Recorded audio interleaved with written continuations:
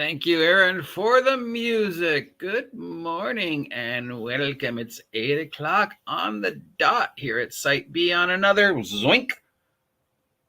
Cold, gloomy, sleepy, foggy spring day. Yay!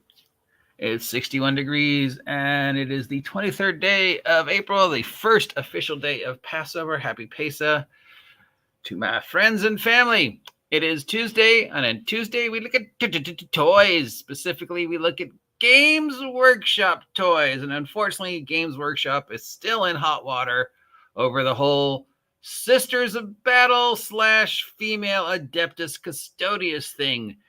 If you're living under a rock and haven't been following this strange choice, a strange story, I'll try and encapsulate it. About sometime last week, in regards to the upcoming changes to the 10th edition of Warhammer 40k, Games Workshop came out and made a statement regarding the Adeptus Custodes, which is one of the many units.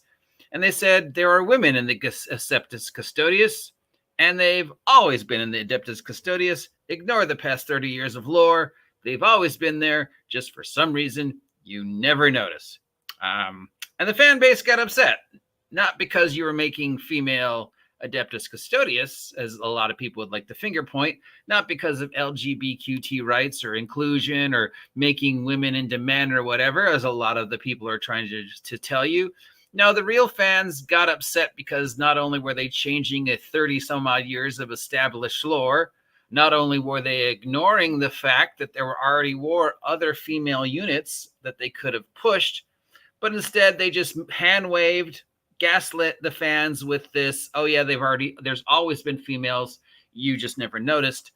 And anytime fans complained or questioned the choice, they have just been unanimously banning them. They are not defending their choice. They're not explaining their choice. Their choice was just, oh yeah, always been there since day one. Screw the lore. You just never noticed that they were there, but now they're there. Yeah. And so we're upset because you changed the lore. You're upset because there was better ways to do this. There are already existing female units that they seem to have forgot existed. And of course, with the whole policy of just anybody who complains about the choice or even questions the choice is just getting banned. They're not getting responses. Meanwhile, the angry, toxic clout chasers or people who just don't understand what actually happened are saying, LGBQT, GW is now communist, they want to promote trans rights by making men into women, and that's not what happened. But it's a lot easier to say that and get angry clicks than it is to respond to the truth, because we all know that the communists and the fascists, both of which I've been called and both of which GW have been called, both of which political parties that are openly embrace LGBTQT. No, they don't. So, you're gay, therefore you're a communist. No. And calling GW communists after looking at how much money they made, again, I don't actually think you understand communism. So unfortunately, that has ruined Warhammer news for another week. The problem was there already were female units. We had the Sisters of Battle. We had the Sisters of Silence. We had a female space elf. If you just wanted to introduce more titties into Warhammer, you could have just focused more on the females, like the Sisters of Battle, the Sisters of Silence, the female space elves. You could have introduced a brand new unit, new for the 10th edition of Warhammer 40k, the all-female colonial space sirens. Look, titties. Or you could have said, oh, these are Adeptus Custodes from another universe where there are female Adeptus Custodes and they're coming into our universe via, space magic. Or you could have said, due to advancements after the several hundred years, the Emperor has discovered new technology that allows any woman brave enough to survive the trials of the Adeptus Custodes to become an Adeptus Custodes. So occasionally you might see a female Adeptus Custodes figure going forward. There was a lot of ways to market this, to merchandise this, to make this, hey, we want to, assure people that women do play the game, and there are women in the game, and we do have female units. So let's, and we know tiddlies sell. So there was a lot of different ways to introduce more tiddlies into the game. But instead of choosing any one of the possible options, they choose the stupidest, most self-destructive, most asinine choice of just, oh yeah, they've always been there. You just never noticed. Oh, that's Mini Moose, my other henchman. He's always been here. Oh yeah, that's in a complete unit of female Adeptus Custodes. They've always been there. You just never noticed. And then, of course, anybody who went, but lore says they just, fuck you, they got banned. Meanwhile, are there still actual toys coming out from Games Workshop? Yes, there are. So let's look at them.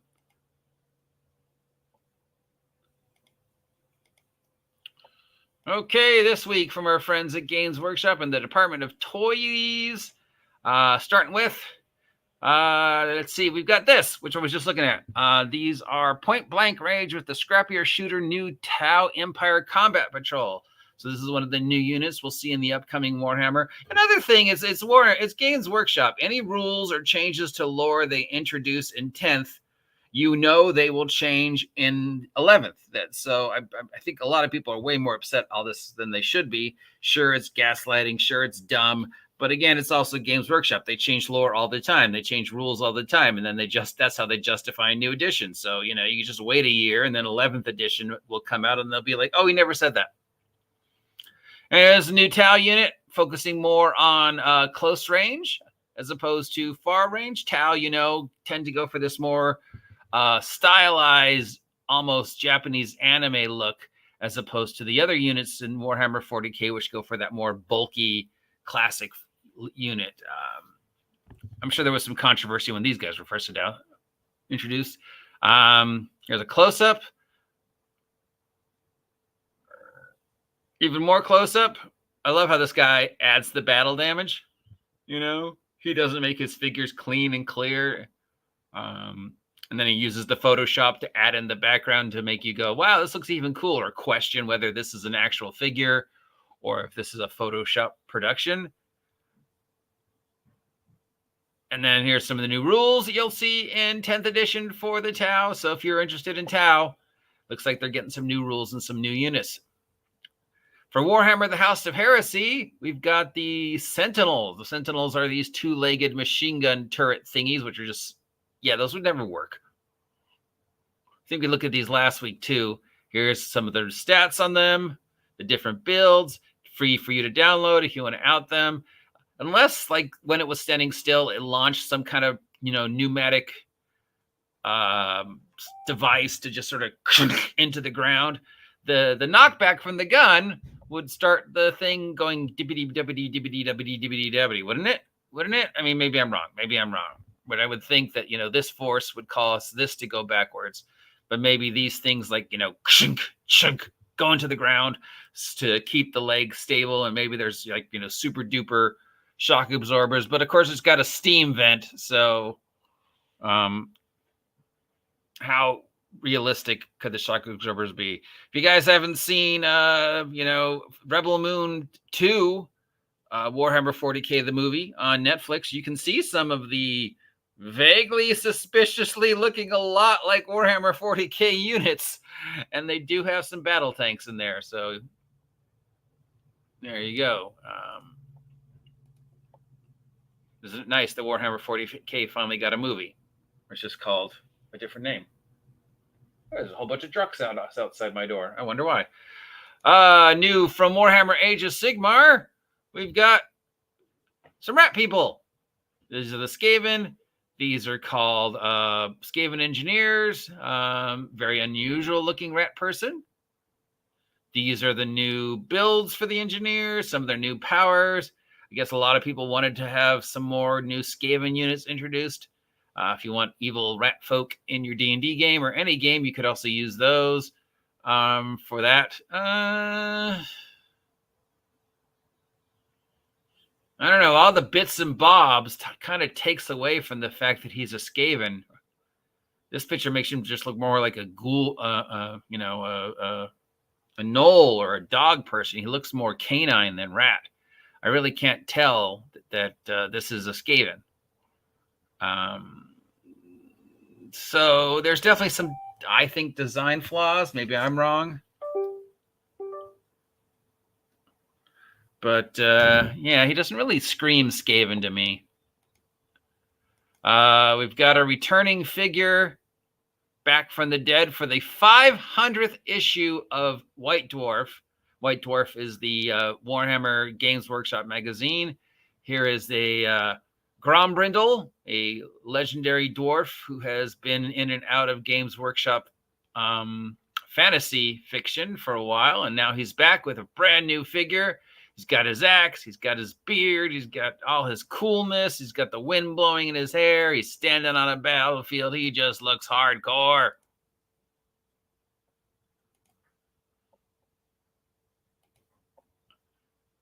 Warhammer 40k, we've got a new 40k Darktide minigame called Darktide the Miniatures Game. It's a board game set in the 40k universe. This is what it looks like.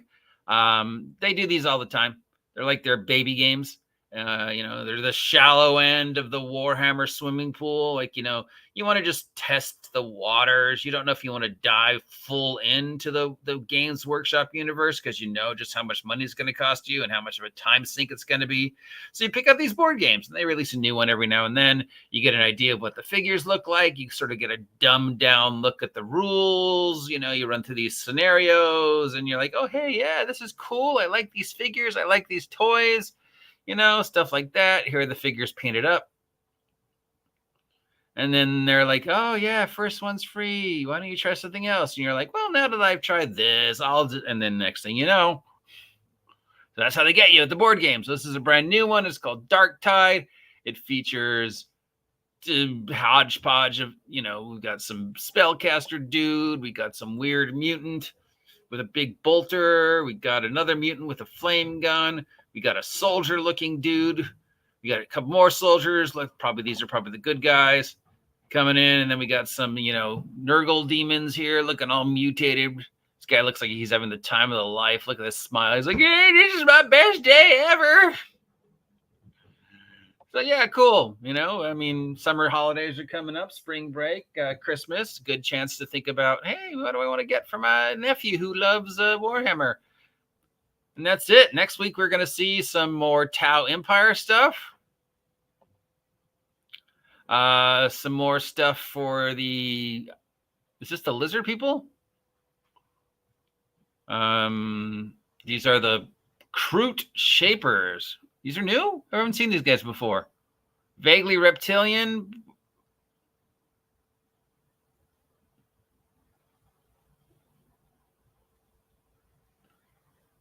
Yeah, I think these are lizard people. He's got a telescope too. He's riding a lizard. There's a close-up of him with a spear. There's one on a lizard with a machine gun. That's just awesome. Sort of like Mad Max lizard people. Maybe they're like post-Holocaust. This is a very, Thunder Fury Road look to it. And the goggles and everything about it. So like post-apocalypse lizard people. Might have to add these into a post-apocalypse game. I like the look. Definitely cool. Here's some more of them. Yeah, these guys look fun. Here's standard infantry of these post-apocalypse lizard Crute people. Lizards are insects. They could also be insect people. They could also be bird people. I'm not sure. That face is just very much, what is this? Are they lizards? Are they birds? Are they insects? Or they're chicken folk. There is something very avian about them. I could look it up. And here's some of these, they're dogs. And then here's the Tau we just looked at, the brand new close quarters Tau.